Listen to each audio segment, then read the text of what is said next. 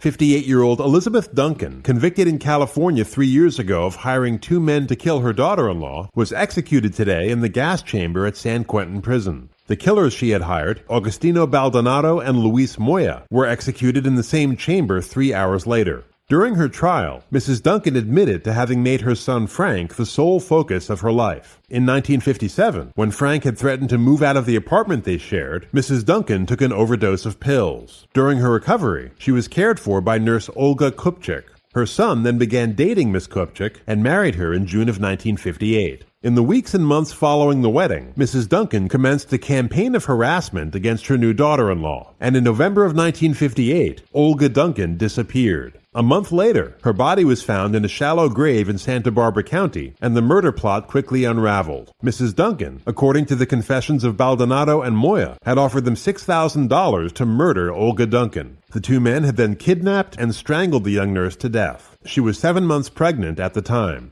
At San Quentin this morning, 2 guards escorted Mrs. Duncan into the gas chamber at 10 a.m. The prisoner, walking steadily, her face betraying no emotion, sat down in one of the 2 chairs. The guards strapped down each of her arms, fastened a 3rd strap across her abdomen, then left the chamber.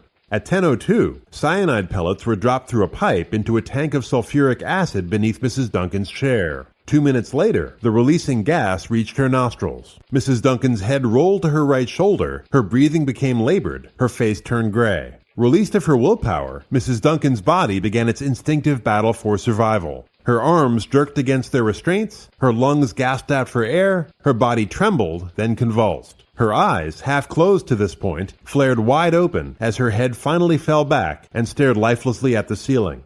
At that moment, her son, Frank Duncan, was walking despondently down a street in San Francisco, his final plea for clemency having just been rejected by the U.S. Court of Appeals. Reporters, after informing him of his mother's death, asked if he had anything to say. He stared at them for a moment, then asked in response, "What would you say?"